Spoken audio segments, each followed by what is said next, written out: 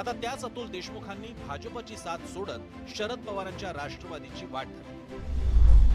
दिलीप मोहिते पाटील राष्ट्रवादी काँग्रेस 96,866 मतं, सुरेश गोरे शिवसेना 63,624 मतं, अतुल देशमुख अपक्ष 53,874 मतं। रस्ते, लाईट, पाणी हा मानवी जीवनाच्या विकासामधला एक भाग आहे।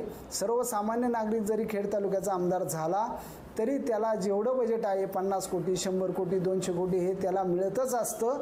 ते सोडून व्हिजन ठेवून जे काम केलं पाहिजे ते खऱ्या अर्थाने खेड तालुक्यात करण्यासाठी, सर्व प्रश्न सोडवण्यासाठी मी त्या ठिकाणी काम करणार आहे।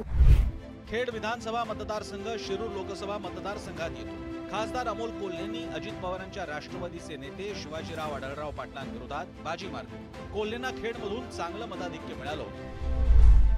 अमोल कोल्हे शरद पवारांची राष्ट्रवादी 1,16,549 मतं, शिवाजीराव आढळराव पाटील राष्ट्रवादी काँग्रेस 70,286 मतं, कोल्हेंना 46,263 मतांचं लीड।